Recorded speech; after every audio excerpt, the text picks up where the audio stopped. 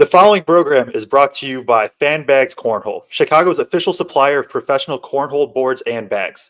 Choose from any of their officially licensed designs or have my boy Brian design a custom set using anything from a selfie to your company's logo.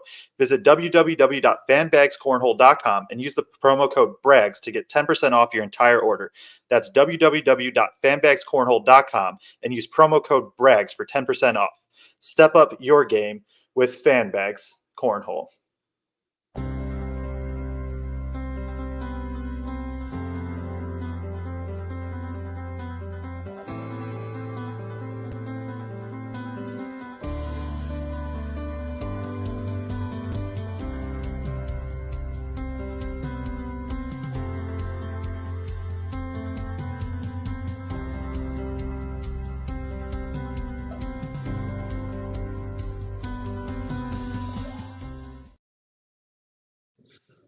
It's Zach Edey with Purdue men's basketball, and you're watching Boilers in the Stands.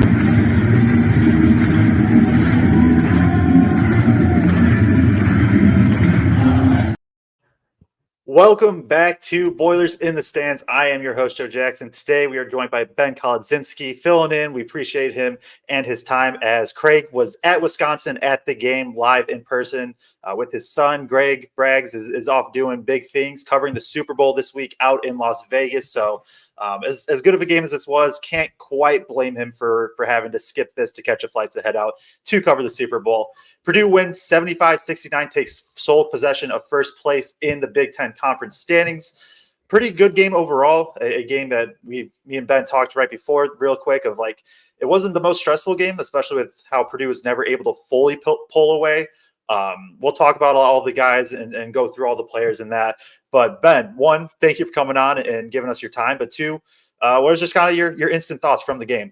Very welcome for me joining us or joining you guys. Thank you so much. I appreciate you having me.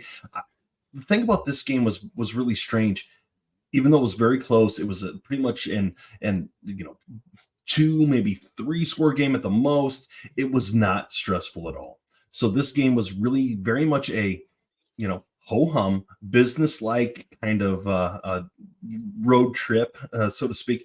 Very business-like, very much a situation where Purdue took care of what they needed to do. They controlled the game, and I was really impressed with how it worked out.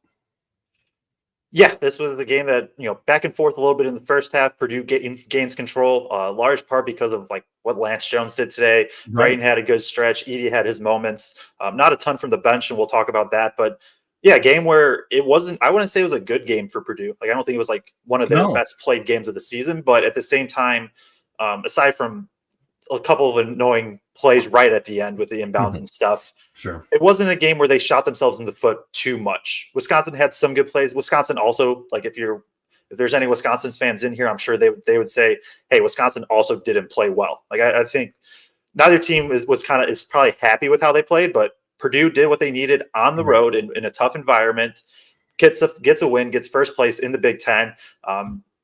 There are things to critique for sure, but at the same time, I think we just have to be like, hey, a road win is a road win. I mean, you saw Wisconsin last game. They had a 18-point lead at Nebraska. Nebraska comes back. Yesterday, IU loses to Penn State by double figures. There's just things just happen in the Big Ten. Purdue was able to take care of business. Now they have 5 full days off before Indiana on Saturday, which will be a game at home. Prime time should be a very fun environment. So a lot to get to. We appreciate everybody that is in here with us. If you are enjoying, if you want to join us, come in the chat on YouTube especially, or on Facebook. We're on Twitter as well. If you're on YouTube especially, please like and subscribe. Just helps us out a ton. So with that, we can kind of just jump straight into it. There's potential we're joined by Craig at some point. But as I said, he's there. Reception isn't the greatest, all that stuff. So we'll carry on without him. If he jumps in, then we'll go to what he has to say as he was live on the scene. I guess for me, we'll go to the stats in a sec. I want to start with Lance Jones because he was phenomenal today. I think he was the best player for Purdue, both ends of the floor. Right. One of the big things I think I know it was one of our keys, our pregame keys to the game on our Twitter at Boilers and Stands. How does Purdue slow down AJ Storr? And the answer was Lance Jones just plays defense. Like Right. It didn't have to be complicated. AJ Storr, I don't think, helped himself either with some of his shot selection, but at the same time, Lance was making it tough on him. And I think the great example was like in the second half, the very first play Lance came out of the game, Storr got right to the rim. And it was just, Lance was just disruptive, did such a good job on him, even though he's given up 6 inches of height, like made things tough on him. I mean, Storr has 14 points, but on 4 of 15 shooting, you take that every night if you're Purdue. I mean, Storr's been one of the most versatile scorers in the Big Ten, can get to the rim, has a jumper, and Lance Jones was just phenomenal on that end. And then on the other end, led the game 20 points, 6 rebounds, 3 assists, no turnovers, like knocked down a couple really important threes for Purdue. Again, the Lance Jones thing of just he's never going to be scared of the moment. There was a couple fast break threes. One of them was probably a bad shot, but the other ones, it's like, why'd you shoot that? And then it goes in. It's just like, all right, you shot that because you're Lance Jones, and it goes in. So, just a really good game from him, I thought, overall. Yeah, I think so. And we take we need to make sure that we understand what he does on defense is incredible. Okay, so he goes out. What did he score today here, Joe? Yeah, 20. 20. So he had 20 points today. Led the team with 20 points. And hey, we're going to get into the balance of the scoring here at some point today because that was really impressive. But what he did against Storr, if you remember, even though it was in a loss against Nebraska, Storr had 18 points in the first half against Nebraska. This guy can fill it up. He can just lay a monsoon of points on a team at any given point. Yeah. And Ian Eagle was the play-by-play guy, and he was saying that this was probably the most important and probably the best transfer into the Big Ten this year. Well, you know what? We got Lance Jones. And Lance Jones did a number on him today. Didn't necessarily shut him out or anything like that, but definitely looked good in the process. So we've got to give a lot of credit to Lance Jones today. Yeah, 100%. We've hit on it throughout, and he didn't have shooting the ball. He didn't have maybe the best start to the season. Lance Jones right now is shooting 52% from 2, 36% from 3. That's not accounting for today. So up, plus or minus a couple percent, whatever. Sure. High volume, has done a pretty good job taking care of the ball, and then has been Purdue's best perimeter defender by far. And it's funny to think about because most Purdue fans, me included, Craig included, I know for sure, was when the Lance Jones thing happened, we looked at the 3-point percentage. We were like, really? Like him? And Lance Jones proved us all wrong. He has become Purdue's 3rd most important player by far. Right. What do you got? Well, think about this. Last year, when Purdue did not shoot well from 3 throughout the entire season, Matt Painter stood by his guys and said, "This is a good shooting team. This is a good shooting team. This is a good shooting team." And so he kind of banked on the fact that this team is actually good, despite what the entire season last year said. Okay, I realize that sounds ridiculous, right? But he banked on that, and then he brought in someone who's fearless, because that was one of the issues at the during the NCAA tournament last year. People clammed up. That Lance Jones, that he's an old man compared to some of these young college kids out there. His fearlessness and his ability to lead, along with the complementary pieces of some of the upperclassmen here, he really ended up being a perfect piece for this team. And if you folks notice throughout the entire Twitter sphere or whatever it is, there's a lot of people from the national talking heads that are starting to go, "Ooh, Lance Jones is pretty tough." He is. And starting to take notice really across the country. He's going from a guy that's like I said, like a guy that's everybody's just like, why is he, he can't play 30 minutes. He can't be in this big of the rotation, to this, especially this game, Purdue could not survive without him off the floor in that second half. One bit. He was off for 3 minutes, and Purdue was a -5 in those 3 minutes of play. And that's when Wisconsin, kind of cut that lead from 10 to 5 or whatever the exact numbers were. just everything today. Lance Jones was phenomenal, the best player on the floor, probably. And the only other player that maybe has a case is probably Tyler Wahl, who had a great game for Wisconsin. He did. But yeah, so let's get into some of the stats then, and then we'll kind of roll through some of these players, some of the themes that we wanted to talk about. So Purdue wins 75-69 for Purdue. Okay, I was confused why the starters weren't all listed, but it's who was just in the game last. Jones, 20 points, 6 rebounds, 3 assists. Smith, 19 points. Edey, 18 points, 13 rebounds. Purdue doesn't shoot great, 27 of 57 overall. Only 3 for 11 from 3, 27%, which Lance Jones was the only player to make a 3 for Purdue today. If I had told you that before the game, fans probably would have been like, so how much did Purdue lose by? But on Wisconsin's side, a big reason why is Wisconsin is only 27 of 65. They were 3 of 19 from 3, 12 of 14 from free throw line. Purdue is 18 of 23. Purdue does dominate the rebounding battle, 42-29, 28-19 on defense, 14-10 on offense, including 21-14 on second chance points. That is 7 more second chance points than Wisconsin, and Purdue wins by 6. So that seems pretty relevant. Purdue, 11 turnovers to 5 for Wisconsin. Points in the paint, Wisconsin did a really good job, 44 points to 34 for Purdue. Wisconsin, 15 assists, 12 assists for Purdue. Wahl leads the way for Wisconsin, 20 points, 7 rebounds, 5 assists, did a bit of everything. Storr was second, 14 points, but on 4 of 15 shooting. Klesmit was the only other Badger in double figures, 10 points, 4 of 7 shooting. Ben, I'll throw it to you as I rattle through all of those. Anything stand out to you from the stats standpoint specifically? Well, I got to give Tyler Wahl a lot of credit. He's going against the presumed 2-time National Player of the Year. And he did not show any fear. He took it right at Edey's chest for much of this game. But I will say, to his detriment on a handful of possessions. Zach Edey actually, despite, not having his breakout 30-point game, whatever it was, Zach Edey played a lot of good defense today on Wahl, despite the amount of points he gave up. If you've noticed towards the end of the game, that straight up mentality, he had his arms up, he had his chest out, and he did everything he could to make sure that Wahl couldn't do that double pivot kind of reverse other side. The lingo better than I do, but he would go a reverse type layup against Edey. And that's where he was scoring a lot of his buckets. And towards the end of the game, Edey was there. He was waiting for it, and he swatted it.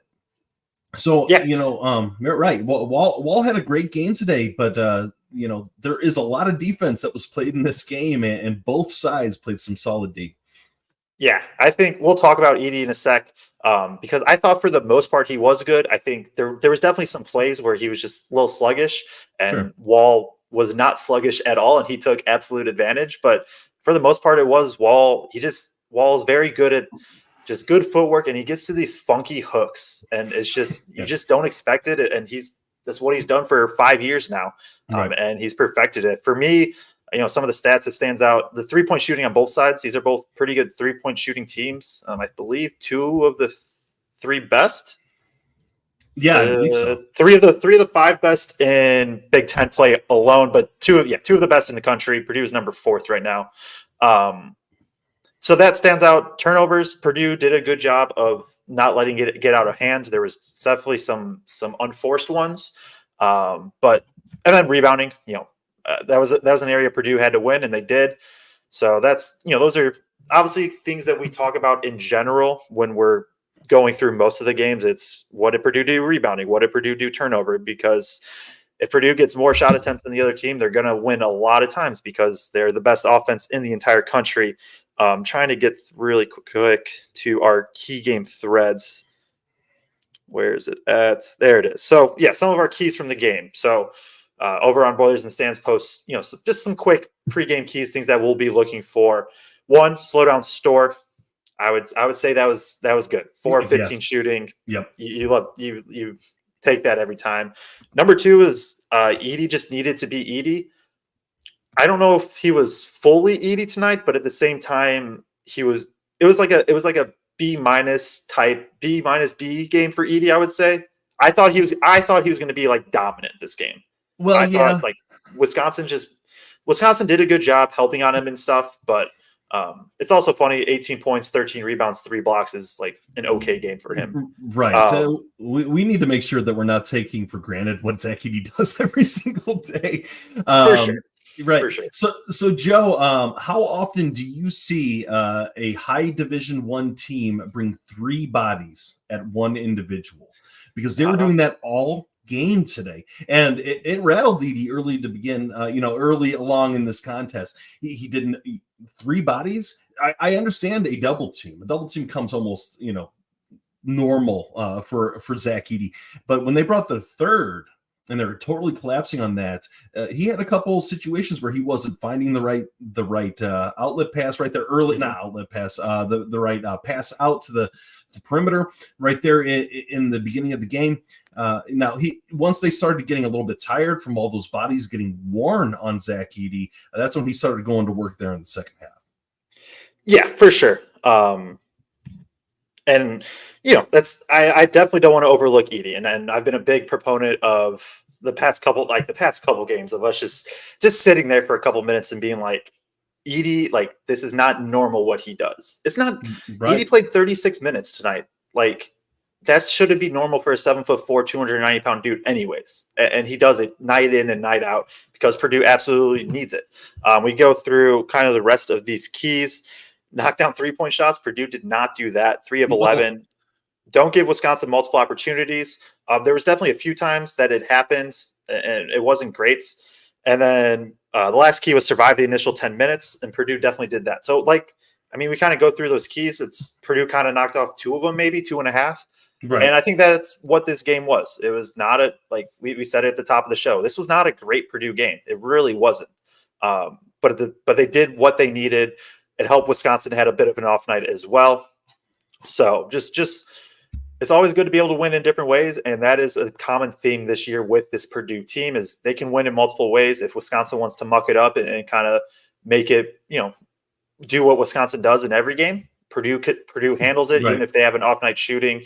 Like Purdue had an off night shooting and Edey had a decent night. It wasn't like Edey could win for 30, and Purdue controlled the game for most of the game. Like, just different dudes can do it. Let's get to more of the players. Do we have anything else on Lance Jones? I know we started with him at the top of the show. Do you have anything else? 20 points, 6 rebounds, 3 assists, 8 of 14 shooting, 3 of 7 from 3, knocked down a free throw, 1 steal, no turnovers. Anything to add to it? That no turnovers thing is a big deal to me. Yes. So we mentioned earlier we were not particularly stressed about this game, even though it was only maybe 1 or 2 possession game throughout pretty much the entirety of it. But there was a couple pretty blood pressure inducing turnovers towards the end of this game, right? And so that kind of just made you kind of zoom in, be like, oop, I gotta. All right, is this game over or not? Because they were up, 8 points with 30 seconds to go, but things are getting a little bit tight, right?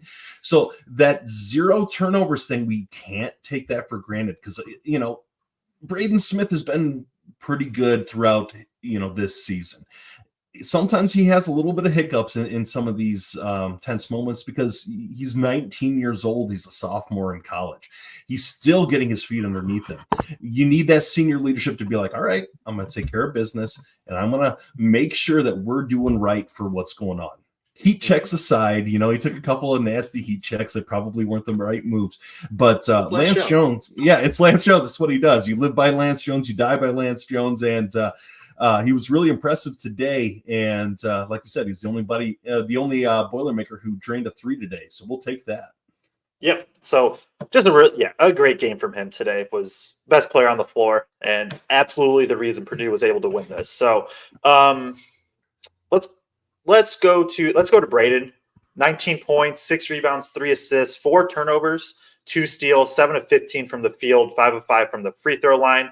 That first half. Especially Braden was phenomenal, just really controlled the game. And that's what, that drop, especially that first, 12 minutes or whatever, when Wisconsin's in drop coverage, which means when Purdue's in pick and roll, or I can just draw it really quick. Yes. I love it. I have a couple things today. I think that we'll go to the board. Good. For, but just really quick, drop coverage for anybody that doesn't know. It is also what Purdue runs with Edey, so it translates to that side as well. So you have, Smith here with the ball. Edey's going to come up and set this screen. You have your defender here, and you have the defender on Edey. And so drop coverage means that as Braden comes off this ball, this big, he's literally just dropping to, the rim, the paints, because his goal as kind of this roller right here, or as this drop big right here, he wants to keep the roller in front of him and he wants to keep the ball handle in front of him. But when, now you have, this is generally kind of what Purdue runs with it. You have a defender here. This defender is trailing. So now Braden has this big area to operate. Mm-hmm. And so what he did in that first half was he was just like, all right, you're going to give it to me. I'm going to pull up and I'm going to hit it. And I think it's been a great development this entire year. He has that capability of, knocking down a mid-range. And like, there's a lot of misconceptions about the mid-range shot in the modern game. Sure. I'll guess I'll get to it a little bit. The mid-range shot itself is not a bad shot. No analytics guy is going to tell you that. What they're going to tell you is 99% of players are so poor at shooting the mid-range compared to three, it's just never worth it. But at times you have to take what the defense gives you, and Braden has that capability. He is a true guy that teams want to play drop coverage because they're so scared of Edey as a roller.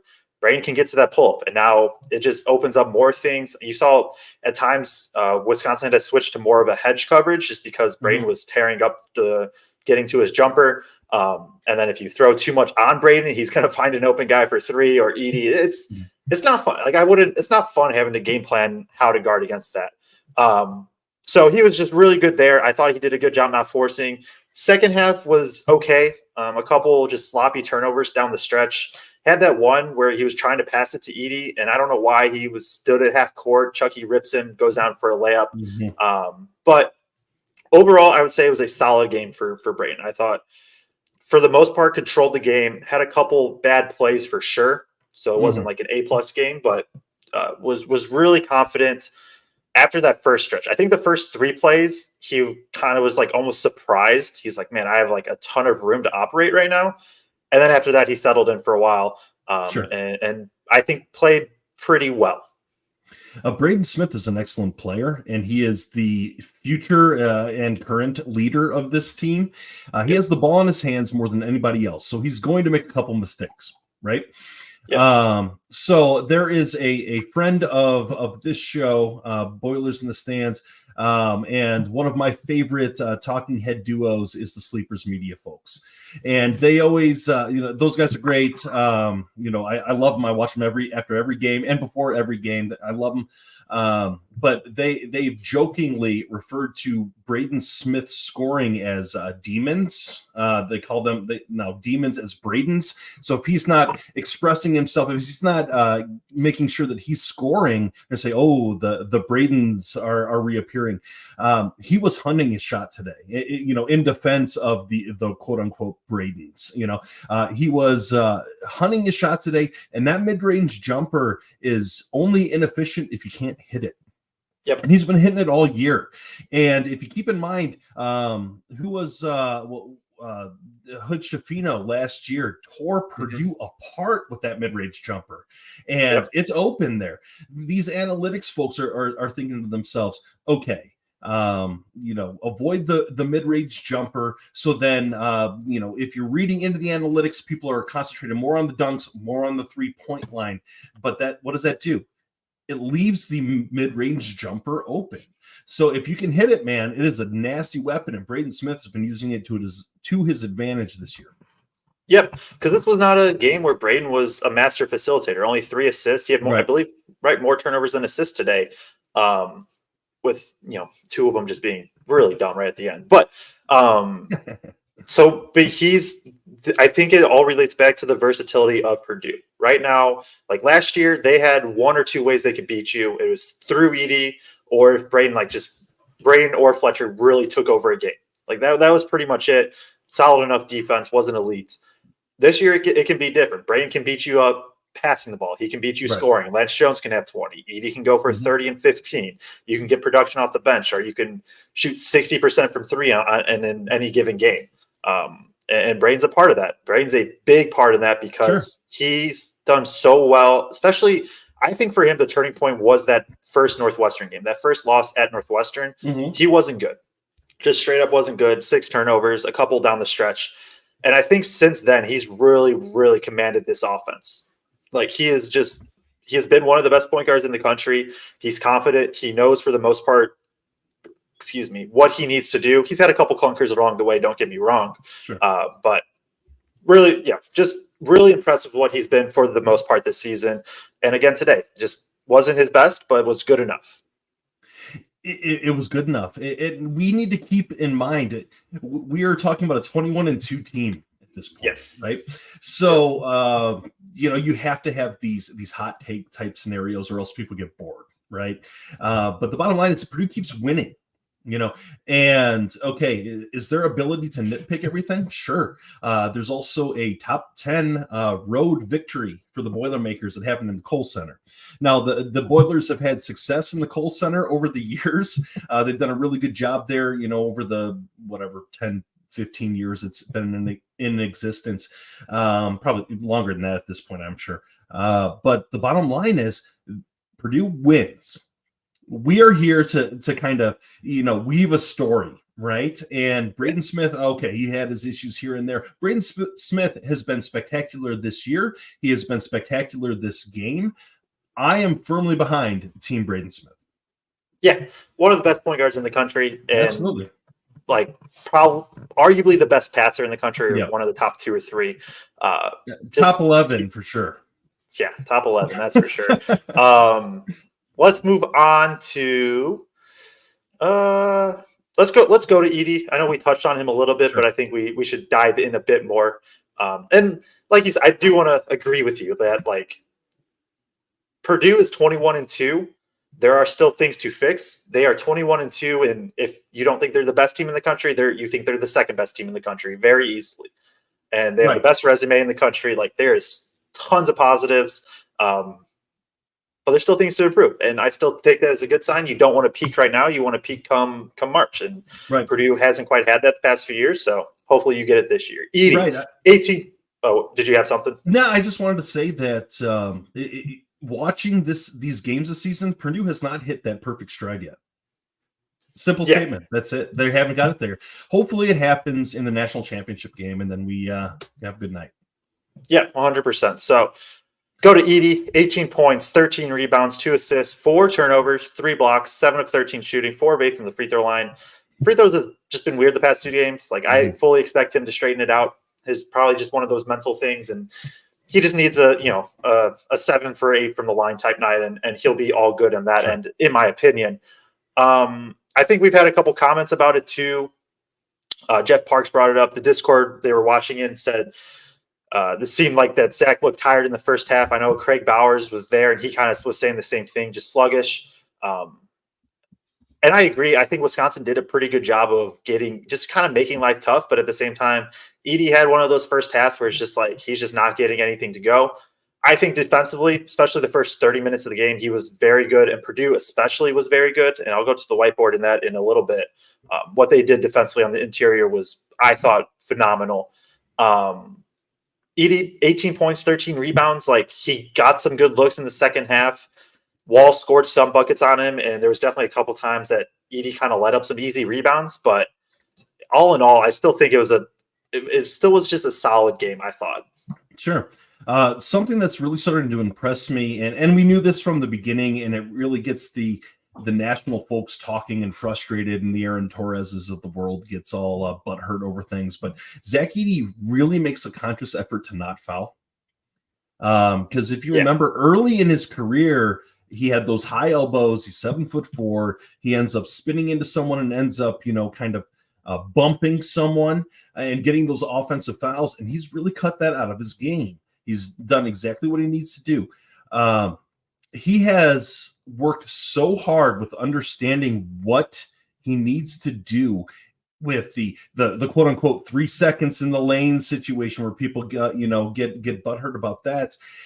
He knows exactly what is the rule is and what he needs to do to make sure it is best for him, it is best for the Boilermakers, and it is within the framework of the rules. And I'd love to hear an official, a referee type scenario, someone who's an expert on this sort of thing, weigh in.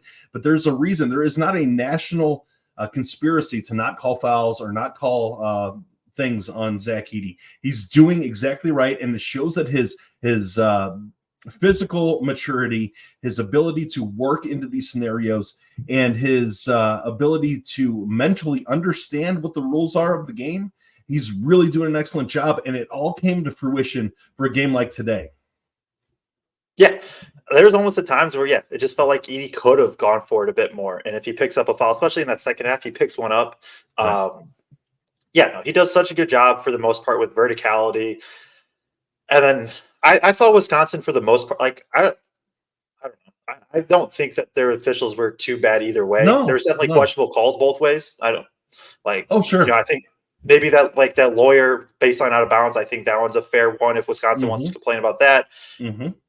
I don't know. I didn't think there was too much with the refs for this game, which is a good thing. We shouldn't have to talk about the refs for 20 minutes after every game.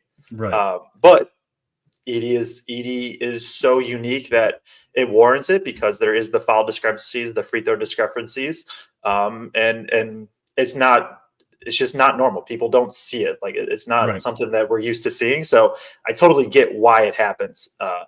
Just especially after like the Northwestern game, it was a little frustrating to see that was the only talking point I saw about it from like any major source, was just free throws.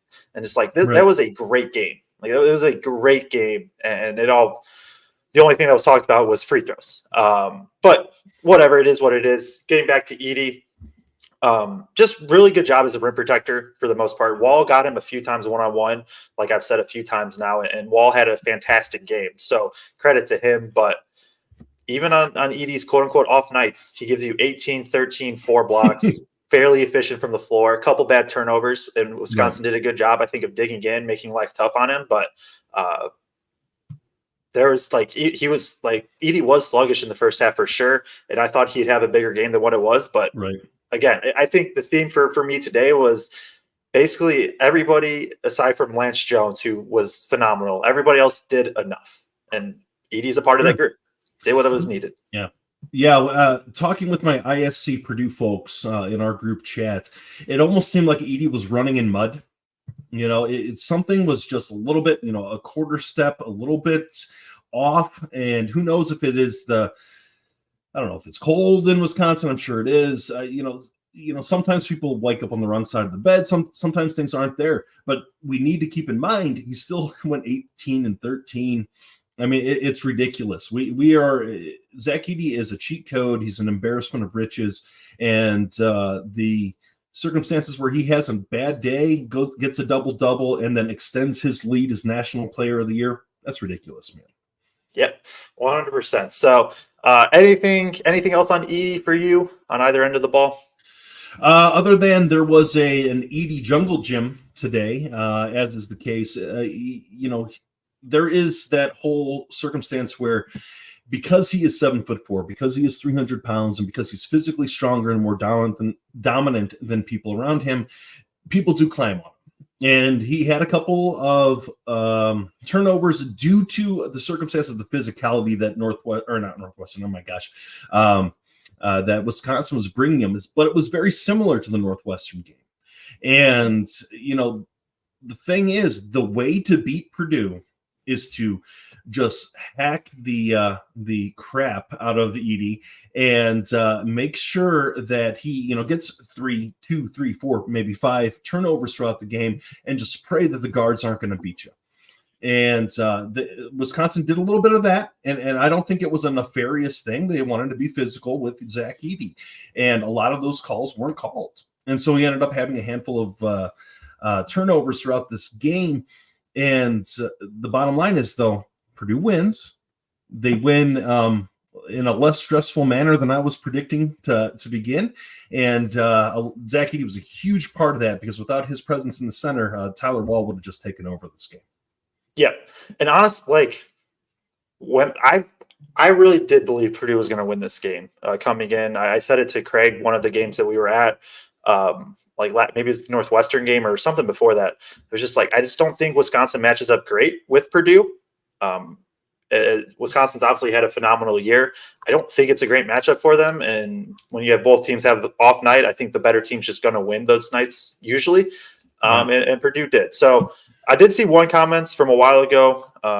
David Dillman said, if we have time for it later, would love to hear an explanation about the Edey tip out back across the timeline.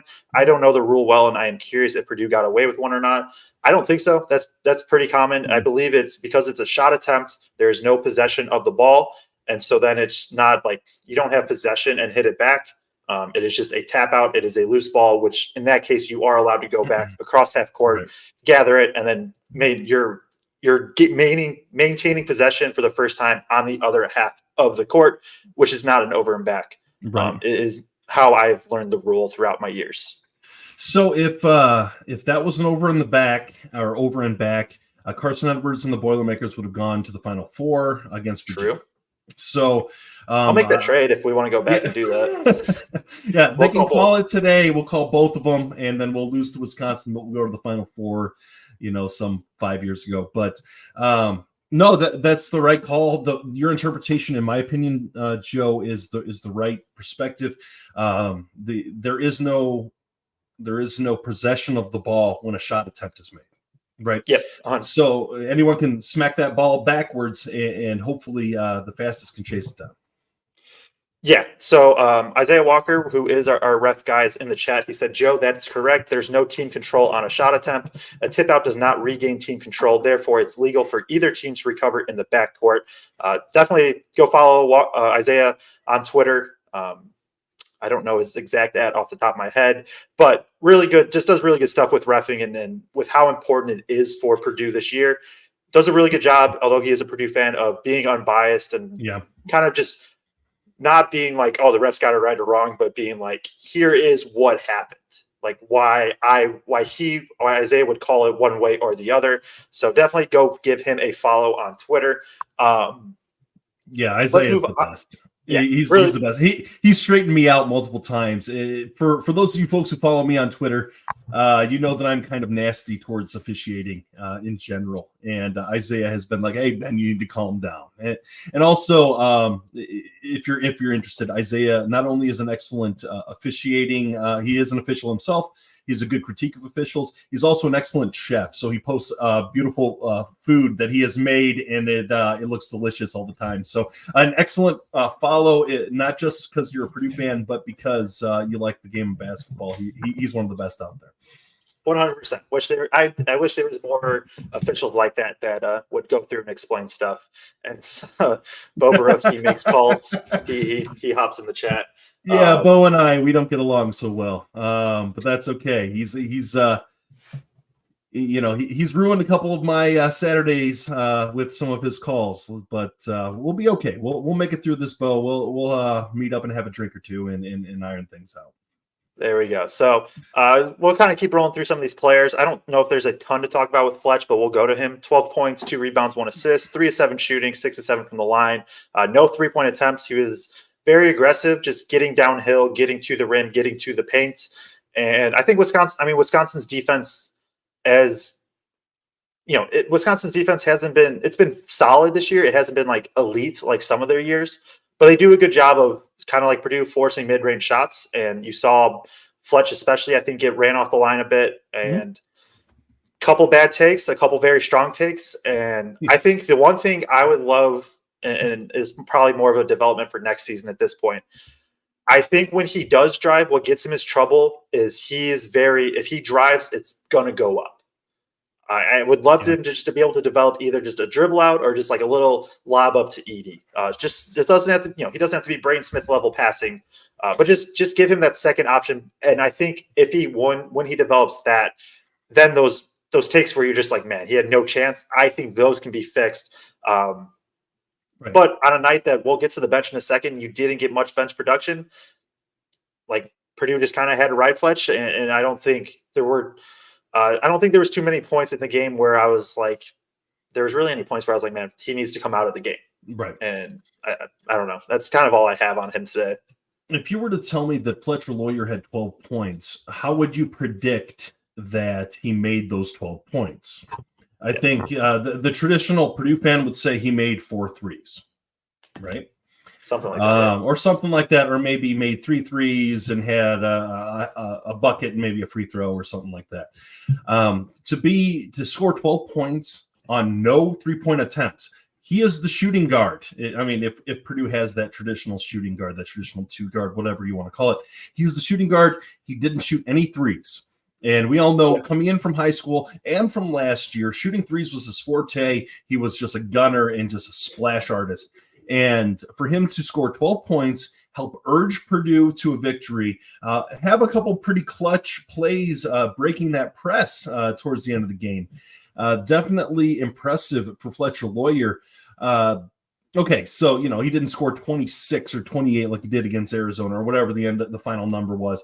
But he looked good. He looked steady. And that's what you and I, Joe, when I've been on the show probably, a half dozen times this season, we've always talked about, hey, Fletcher Loyer, he gets some heat sometimes because, he may not, be the most, brazen scorer out there. He may not score 20 points a game, whatever it is. But you know what he is? He is that calming influence on the team, similar to Ethan Morton, similar to Mason Gillis in a different way. They brings that blood pressure down. It brings that adrenaline down and says, all right, let's calm and let's take care of business as this is. And this was a steady game as possible without even shooting a 3.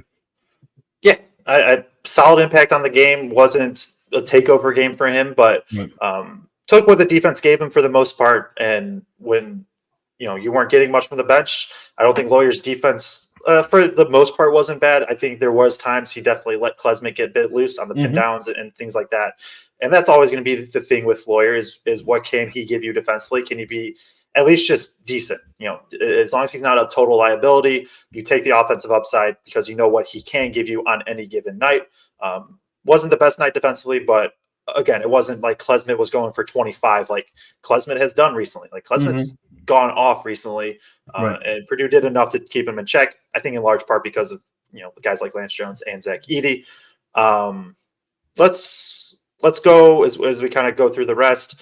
TKR 4 points, 4 rebounds in 16 minutes. I thought he was another player that was really, really good defensively, and I'll go to the board here as. Him and Edey especially were the two. Gillis was part of this as well. I thought did just a really good job of Wahl. Most of his points was just one-on-one. Like he just got a bucket. Wahl's a good player. Sometimes he's going to do that. But what they did, I thought pretty good was. Sorry, as I get the rest of this up. So let's say. Wisconsin has the ball, something like this, right? And the ball's here in the post. And so Gillis, what he did, or Gillis, TKR, and TKR especially, he would kind of hedge this way and he would force baseline. But what Purdue did was Edey, who was usually guarding this guy right here, he would slide over. And so now TKR, he was able to be really physical and just force him into the help. And then what Purdue had to worry about was just kind of this backside, right? So who was ever defending this guy, he has to come down, take the other big for Wisconsin, and then this guy kind of has to guard these two. This defender knows he has to get out if there's a skip pass. But I thought TKR, especially today, just did a really good job of forcing him into Edey, or if Edey was here and TKR was here, vice versa, and just not allowing Crowell and Wahl both to get really good looks throughout the entire game. Wahl got his, especially some in the second half, as I think he had what did he have? Wahl had 12 points in the second half, 6 buckets. So just a little something there that I wanted to throw out. I thought it was a really good defensive game plan. You saw Purdue put Edey on Wahl. I think it was expected. TKR and Gillis on Crowell just because Crowell does have that capability of stepping out to the 3-point line. So this kept Edey at the rim. Good energy, I thought, from TKR. I think that's been missing from him the past couple games a bit, but 16 minutes because you are going to go with Gillis and just what he can give shooting, and that's kind of what Purdue rotation has been. But I thought that this was one of TKR's better games in a bit. I think so as well. I know that a lot of people have been kind of intrigued by the Zach Edey TKR front court, that he starts the games with, even though they only play a certain amount of time together. This game shows that dynamic. It shows that when Edey is getting double teamed, if not literally triple teamed, it puts Trey Kaufman-Renn on an island. And he went cooking here a couple times, and he scored. And that's what's going to happen. If they're going to sell out to stop Zach Edey, there's still an individual who is within 6 feet from the hole that can score. And once he can, and as he continues to mature in his position here with the Boilermakers, he's going to be in a further influential role. But right now, he's doing a great job of complimenting Zach Edey on the block. And a lot of people don't realize that because, hey, they want 5 out or 4 out with Zach Edey playing the post. But you know what? You can still hit layups if you have that second post presence. Yeah. Brother Ted said Gillis should be starting, and that's been like some topic for Purdue fans. I understand. If Gillis starts, I don't think it's a bad thing at all. I just don't think it matters personally that much. Like Gillis played 23 minutes, TKR played 16. Right now, that's what they're comfortable in. And for the most part, not that TKR and Gillis have been greats every game for the past 10 games, but for the most part, you're getting solid enough games. I think it just matters who plays more minutes. Like Purdue's lost 2 games this year, Nebraska and Northwestern. The Northwestern game for sure, and I would assume I would have to go back, but I don't think Purdue didn't lose either of those games in the first 5 minutes of the game. It's not like if Purdue was every single time was down 10 when Gillis came into sub, then yeah, but Purdue isn't losing it. And Gillis is basically a 6th starter at this point. He really is. I don't consider he's technically part of the bench. I don't really consider him that because of what he does. I also like it because it's we've had a couple of games, the Illinois game especially, which if TKR can really get going early, now Painter knows what he has with Gillis every time. Gillis is going to be solid, even though he goes 0 for 3 from the field today. 6 rebounds, 2 assists for Gillis. He's going to give that energy, and that's who he's going to be. TKR has that potential of being I'm going to give you 15 or 20. He hasn't done it a lot, and we've definitely wanted more out of him, I think, in general. But he's done a good job for the most part of really starting to figure out this role as of late. Just be a high-energy guy, get rebounds. If you get a couple post looks, go finish them, be strong. And I'm personally cool with TKR starting because I know Painter's going to go to whoever he needs to in the stretch when it matters the most. Right. It's not who starts the game, it's who finishes the game. And if you remember against Northwestern a couple days ago, who was the person who hit the 4 free throws to end the game? Now, the game was in hand at that point, but like you said, Matt Painter is a smart enough coach. He's going to pay attention. He's going to go, hey, what are we going to do here? Do I need someone who's more of a perimeter threat than TKR, or do I need someone who's more of an inside threat to get those rebounds? And don't get me wrong, Gillis is getting the rebounds too. Gillis is a tough ball player, and he's kind of a kind of a jack of all trades type deal. He's not really a post presence, but I will give him this much that. All right. Do we want to see more from Gillis going this season? I think Gillis is doing excellent. Like you said, I think he's the 6th starter, but I still firmly believe that Mason Gillis is going to win us some games here as the season goes on. It could be in the Big Ten regular season, the Big Ten tournament. It could even be in the NCAA tournament. I think Mason Gillis is going to be a hero because that's what he is. He's an alpha out there. Yeah. Lynn Ream says Gillis will do any and all dirty work, 100%. That's his identity. I do think the other thing, and I would maybe want to really think through it a bit more. Today, maybe not so much as Gillis plays, 14 minutes in the second half. With TKR starting, I feel like it can, depending on how the rotation works, if you're going to go to Gillis down the stretch, one of Gillis's rest periods is that first 4 to 5 minutes of the second half. I feel like you'd rather have him, if he's going to say he sits the first 5 minutes, right? So there's 15 minutes left of the second half. He's going to sit generally 3 to 4 of those.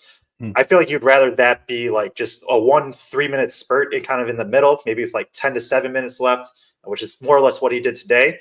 Whereas if he's starting, you play him for 6 minutes, he has to come out for a couple. And then is he going for the final 12 minutes and now he's gassed by the end? Yeah. I think the rotation can kind of set up well for him he gets his rest. He gets 2 rest periods still, but his first one's so early on that like he plays more of the important minutes down the stretch. I'm going to give him a half sec. I think he's good. Going to bring on Craig Bowers on the road, driving from Wisconsin, from the Kohl Center, enemy territory. Craig, we'll throw it to you, obviously, however long you can give us on the show. One, I mean, there's a few things to hit on. One, just what was it like there in Kohl Center? And then 2, just, some of the things you saw from the game, key points, all that stuff. Yeah, and just so you know, my son's holding the camera, and I'm not going to be looking into the phone. So we're 100% safe here as we travel home. But I've said this every time I've been. This is my 3rd time in a row now coming to the Kohl Center. They've obviously all been really close games, but I just, I said it on Twitter earlier. I don't think the Kohl Center gets the credit it deserves for the environment that's there. I've been to Michigan State. I've been to Illinois. I've been to other places in the Big Ten. And that place, when they're good and they're playing a good team, that place is always rocking. I thought you could really tell in the first 4 or 5 minutes of that game, like Purdue was a little bit rattled. I'm sure a lot of that had to do with the environment that was there. And then they kind of settled in after that first 3 or 4 minute stretch and survived the first 8 minutes. But it's a heck of an environment. It's loud. They do a heck of a job with their production before the game. Only thing that I think comes close to Purdue's creative staff in terms of what they do, just in general, in terms of all the different arenas that I've been to. And in all reality, their fans are pretty nice. There was, when Mason Gillis got called for a foul late in the second half, like everybody behind me tapped me on the shoulder and they're like, that wasn't the way and whatnot. So, right. Great time. Got to go with my son. Always a good time. So, Craig, something I noticed is that the intensity of the fans there in the Kohl Center seemed to kind of respond negatively when Purdue made a run, as any handful of fans would when there is an issue like that. But it seemed like there was a mercurial attitude for the Badgers fans there. Did Purdue kind of shut them up and get them out of their rhythm, or how'd that work? Yeah, I mean, certainly I think when Purdue went on some of their runs, a few of those Lance Jones dagger threes at different times that hit, and moments where Wisconsin was kind of making a run certainly helped to quiet the fans. They were giving it to Zach. We couldn't make out. The student section was on the opposite end from us, so we couldn't make out exactly what was being said. We were certainly giving it to him all game long from that student section. From what I understand, Craig, from what I can discern from the television broadcast, they were wishing him luck. They were wishing luck to Zach Edey, is what I understand. Gotcha. Well, they wished him luck for a very long time, so often. But can I just say, like, I need to have my moment here, because Joe knows early on in the season there was some back and forth about Lance Jones, and I just need to have my moment here and just say Lance frigging Jones. Like, he did not have a career high in anything, I think, today, but if there has been a signature moment this entire year for Lance Jones, I think this game, like a signature game, this was his signature game, because, in a game where maybe some other guys didn't have their best game, Braden was incredible in the first half, but in a game where some other guys maybe didn't have their best game, Lance had answers all game long, and he scored in the mid-range. He scored at the rim. He played good defense. He hit killer threes. I think he was 50%. One shot. There was only one shot where you went, what are you doing, Lance? The entire game, which we always give him that one. So I just, it was nice to see Lance have that type of game where he's the difference maker. He's the reason Purdue wins this game today. Yeah, we started. He was who we started the show with, and both Ben and I agreed. Like in a game where the rest of the starters had like solid but not great, like it was just whatever. Lance was the reason Purdue won today. Absolutely, best player on the floor, both ends of the floor, and yeah, it's been fantastic to see. He has now scored 20 plus points in 3 of the past 4 games, and the only game that he didn't was Rutgers when he had 10 rebounds, 8 assists, and 5 steals. So. Was absolutely phenomenal. Storr didn't help himself, like we said. We've kind of said in the show with some of his shot selection, but Jones also made life tough on him. And a couple that one transition 3. I forget exactly when it was. Sometime in the second half, Wisconsin had it's like 4 or 5, and Jones just comes down, buries a 3. It just has developed a talent for making shots when Purdue needs it, and also it just seems like it's always like. Just random almost, where it's just like, oh, I didn't like Lance Jones shot that 4 seconds into the shot clock. That's probably not a great shot, but it also goes in a ton. So it's like, all right, you live with it. And that's who Lance Jones is, right? That's who we've been saying he is. So aside from Lance Jones, as you were there in person, Craig, and traveling home, and definitely you've had a few comments throughout wishing you safe travels and eyes on the road and all of that. Eyes are on the road. Eyes are on the road. What else stood out to you live in the Kohl Center?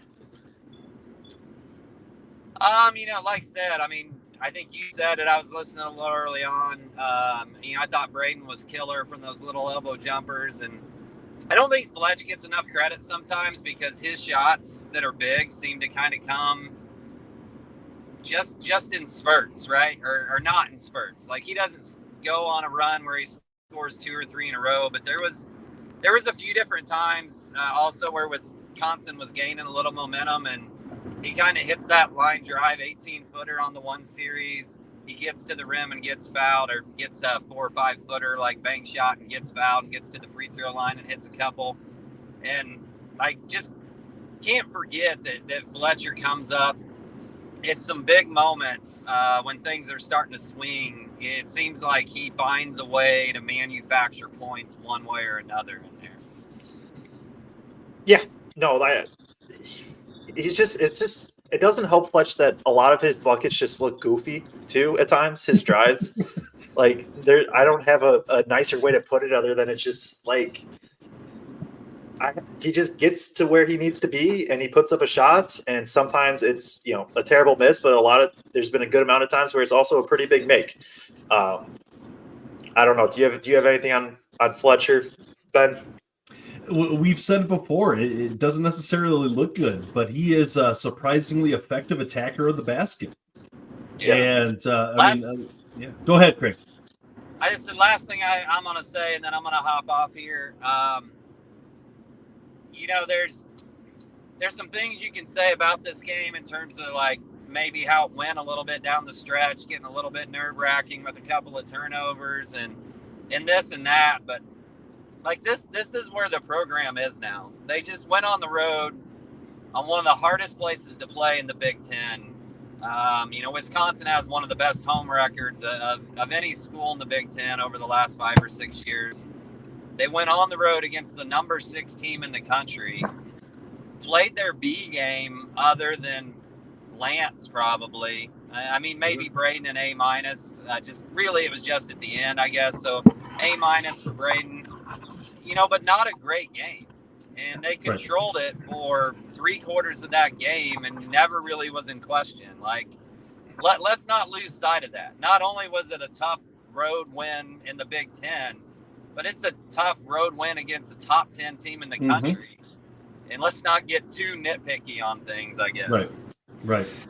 Yep. Purdue led that game for 30 minutes. 30 minutes, and I believe all 20 in the second half. And if it wasn't all 20, it was because Wisconsin maybe scored one early. I forget the exact play-by-play of that. But, like Craig said, Purdue, B game, but still controlled in a very tough environment, and probably second, at worst, third best team in the Big Ten.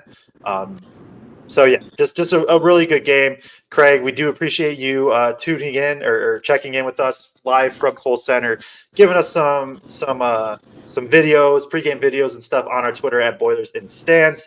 No, you're going to get out of here. You got a long drive back. Luckily, it's I think that was your son waving hi too. Yeah, that was my son. His ride back to his house is a little more somber than mine. Okay. Well, we had a heck of a time together there today. Well, I'm glad you're able to enjoy it. Appreciate you tuning in. We will be, you'll be back. Saturday? We will be live at Mackey together for the post-game show against Indiana. So safe travels. Have eyes on the road. Yep. All of that stuff. Enjoy it. So about an hour in, and we do appreciate everybody that is still tuning in. A huge win for Purdue. Won't go too much longer. I have a few more things probably should hit on and then get out of here. This is from Greg Braggs. Said, great win, gang. Hit the like button for our squad. Greg is doing great things. For anybody that missed it at the top of the show, he is out covering the Super Bowl for CHGO, so we are proud of him. Excited to see what he can do this week and all of that. So yeah, definitely hit that like button. Subscribe if you're still tuning in. It's an hour-long post-game show. Still got a little bit more. We appreciate everybody. I think there's probably before we get to the rest, should give a shout-out to our other sponsor of the show, and that would be Michelle Rainey. Purdue graduate and Lafayette resident since 1999, Michelle Rainey has 10 years of full-time experience working with buyers, sellers, and real estate investors in Greater Lafayette and many surrounding areas. If you need to buy, sell, invest, or even relocate, call Michelle to schedule an appointment to see how she can help you accomplish the real estate goals you have. Your home or creating an investment portfolio will likely be the most expensive transaction of your life. Have the experts with Rainey & Company at Keller Williams on your side and let Michelle navigate this process to make it easy. Call or text 765-532-3415. That's 765-532-3415. We do appreciate them. Michelle, sponsoring us, helping us out for this show. With that said, we just got live talk from Craig Bowers on the road. I think the only team players we really have to hit is this bench group of Caleb First, Camden Heide, and Ethan Morton. First only plays 5 minutes. Don't really have anything from him. He's just unfortunately been the one that's been squeezed from the big man group. When Edey plays 36 minutes and Gillis, you're going to give 25. There just is not a ton of minutes left for the rest for First, and that's just kind of how it's gone. Heide, 10 minutes. Only stat he puts up is a personal foul in those 10 minutes. I was impressed with, he had a really good stretch a few games ago. Man, he's the 7th best player now on Purdue, or the 7th man for this team behind Gillis. Has kind of taken a back seat. But again, I think some of the defense has started to slip a little bit for him, which has been a part of it. Offensively, he's not going to be a guy that's going to create it all. He still gets enough respect with his 3-point shot and his ability to drive to the rim that he can pass on off or be fine on offense. He isn't really a cog. I know you had to step away for a second or whatever. Mention Caleb First and Camden Heide specifically. Right. Anything really stand out to you from either of them? I know they didn't play big roles. It's going to be interesting to see how Caleb First continues to kind of mature in this game, the way this season is melding. He comes in and gives solid minutes, but this was an Indiana Mr. Basketball, and it's going to be interesting to see if he's getting enough playing time for him.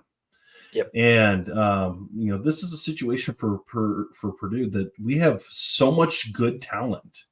We've got 4 stars, 3 stars, I don't want to say 5 stars, but, we've got some heavy talent that are seeing the bench because simply they can't find the floor because of how talented the people are in front of them. But I will say this much. Heide is kind of coming into his own right now. He hasn't really shot, the last few games. And so he's, not been as big of a threat there, but what he has been doing, he's been getting those rebounds. He's been trying to play as good a defense as he possibly can.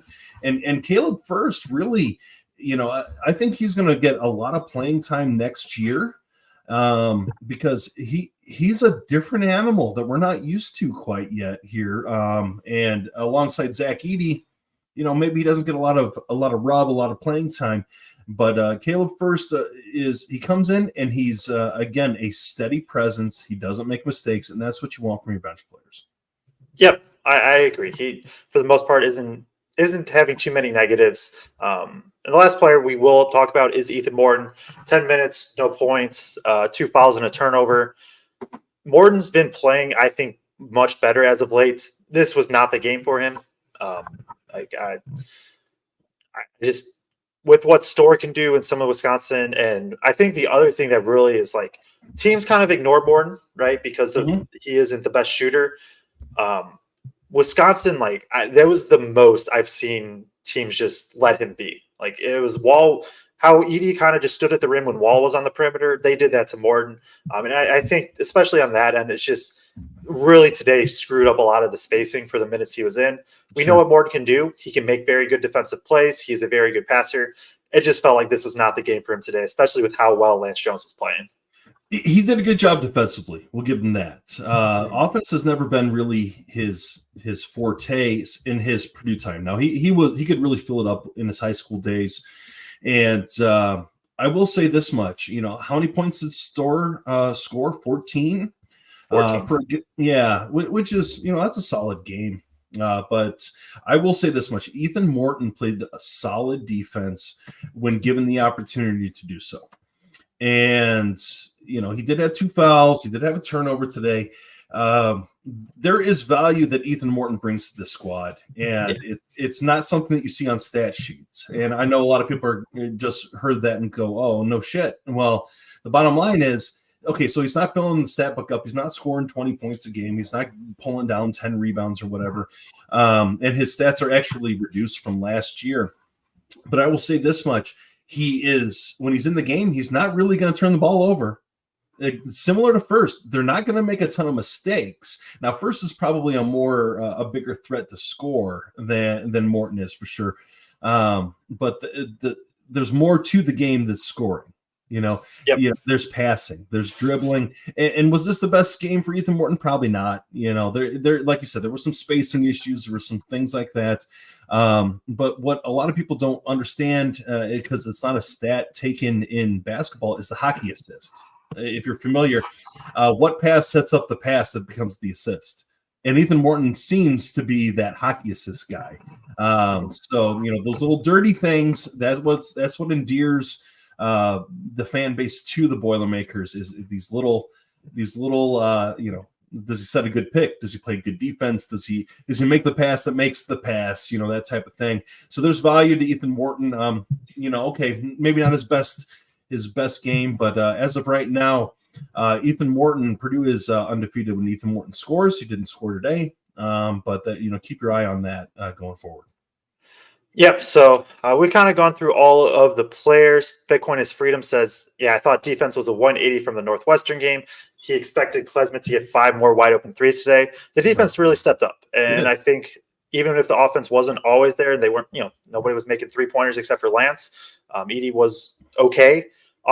He was solid offensively, not great. The defense very much just was strong throughout, and Wisconsin's a top 10 offense per Ken Pom right now. It's not like the Wisconsin of past years where it's not a good off. They're a very good offense. They can score in the 80s and 90s, and Purdue's defense for the most part was really solid. Wisconsin misses a couple open threes also, which helps, but the defense definitely kind of stationed Purdue and allowed them to get by in this game. Absolutely. We come out on a top 10 win, and we want to nitpick a little bit, right? We want to say, hey, this player didn't do the greatest. This player did this wrong. This player, whatever. Hey, you know what? Purdue only shot 27% from 3.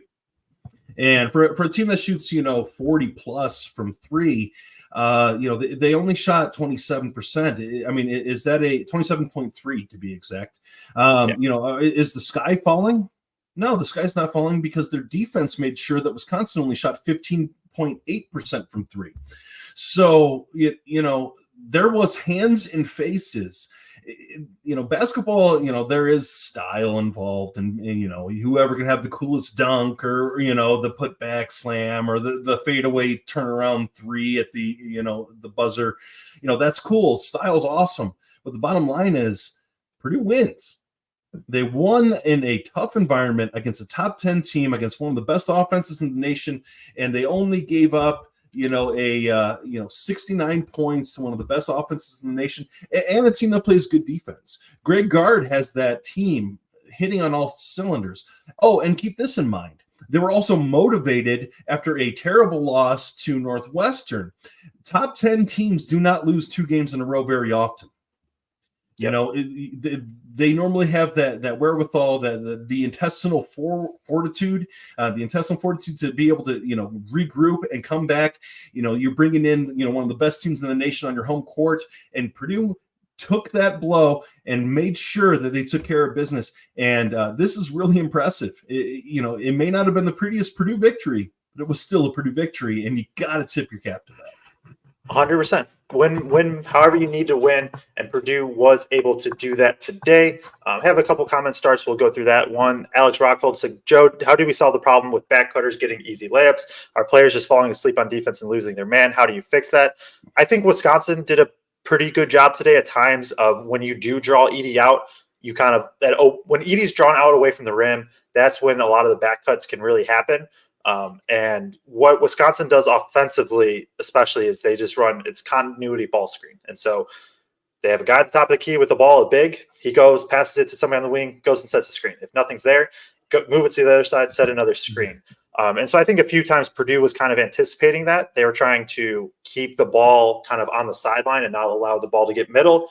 That can turn into back cuts. That coupled with Edey kind of playing up, that's when those things can happen. So it's just a little bit more aware, being able to react a little bit better. And, maybe Edey being just maybe a half step quicker can also help on those. I know you made another comment too, saying like Northwestern did it too.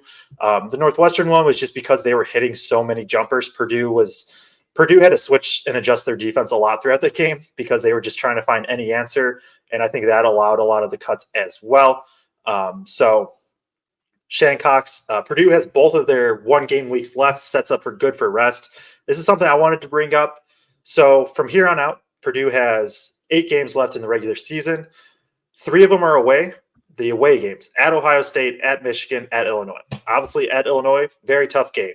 At Michigan does not look good. At Ohio State's very much struggling. 2 of those, shouldn't be too bad of games. Illinois will be one of the biggest games of the season.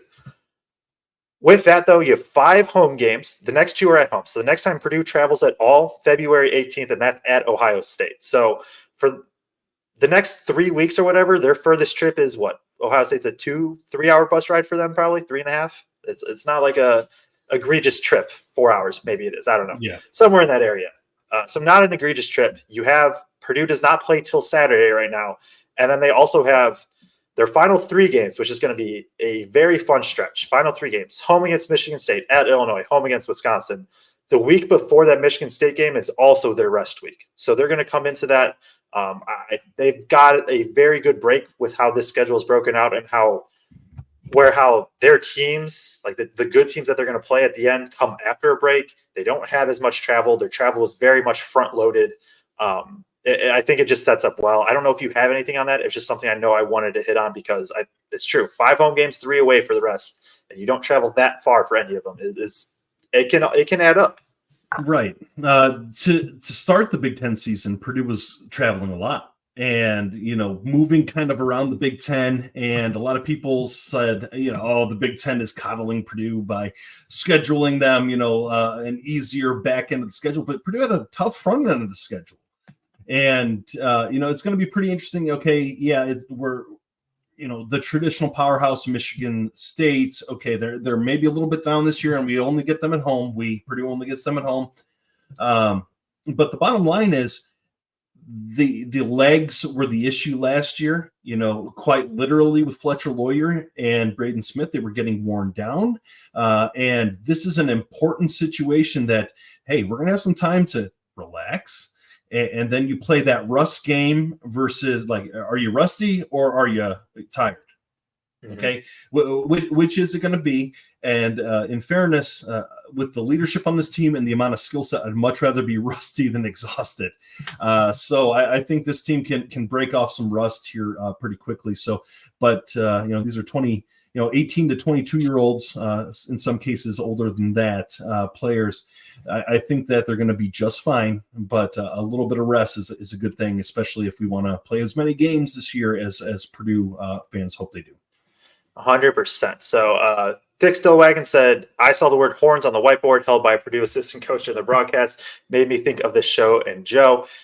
Horn set, they love to do it. 2 at the elbow. There are 2 bigs at the elbow, 2 guys in the corner, and they run a ton of stuff from it. I did see that too, the horns on the whiteboard held up by PJ. Last comments, and then we'll get out of here. Jeremy Hunter says, I just want to say the quote-unquote missed layup by Braden was 100% an assist on the Edey dunk. I jokingly said that too when it happened. He had the drive, and he just it almost looked like he just chucked it at the backboard. Yeah. Based on his reaction, I do think he was trying to make it, and I don't think it was a pass, but Braden's such a good passer. It's like not the most unreasonable thing to think that it's just a lob up to Edey off the backboard. I think he did it in Bloomington too. By the way, I think he's got some skill set, whatever it is. He's got some voodoo, some magic, and but we're looking forward to playing against that team from down south here coming up. So that's going to be pretty exciting. Yep, that'll be Saturday. One last little note. I don't know if this is depends on how superstitious, I guess, as people are or not. Purdue, for the 3rd time this season, is now on a 7-game winning streak. They have not passed 7-game winning streak this year. It's been 7 wins and then a loss, 7 wins and then a loss. Now it's 7 wins. But if that was to happen, let's say if it was to play out, so it'd be a loss at home against IU, obviously that would suck. They would then win the rest of the regular season. So they finish 17-3 in Big Ten play, probably win the Big Ten championship. They would lose the first round of the Big Ten tournaments because that would be after a 7-game win streak. And then they would go on a streak in March. So March Madness is not quite 7 games. So maybe if Purdue loses, that's what I'm going to come on here and say. It's just they're just following the streak and Purdue's winning the championship confirmed. So we appreciate everybody tuning in. On your way out, please like and subscribe. You can follow me on Twitter at JoeJacksonCBB. We appreciate Ben once again for filling in for us. Let them know where they can find your work and all the stuff that you do. So you can follow me at BRColo on Twitter. My viewers' discretion is advised for that. I get a little bit weird on that. But you can check our workout at ISC Purdue, Indiana Sports Coverage Purdue. Other than that, I do a lot of Northwest Indiana prep football and basketball coverage up here. And, we just like to have fun and do what we need to do. And Joe, I will be in press row, hopefully sitting right next to you on Saturday. So I'm looking forward to giving you a handshake. It's been a while since we've hung out, and I'm excited to see you. Yeah, no, I'm looking forward to that. Should be a good game Saturday. That is, Purdue at home against Indiana. Should be big favorites, but it's a rivalry game. Anything can happen. 8:00 tip Eastern time on Fox in Mackey Arena. We will be there. Ben will be there, it sounds like. Yep. We'll be live after the game. Not sure exactly if it'll be right after. If we'll do press, we'll figure that out. But 100% guaranteed we will be live after the game from Mackey after Purdue takes on Indiana Saturday, 8 p.m. Eastern tip. Once again, appreciate everybody tuning in. Like and subscribe on the way out. If you prefer audio, we are on Apple, Google, and Spotify podcasts. Please 5-star review, liking if you are listening on those. It just helps us out a ton. And you can follow us on Twitter for more coverage at Boilers in Stands on Twitter. Thank you all for tuning in, and we will catch you Saturday after Purdue versus Indiana.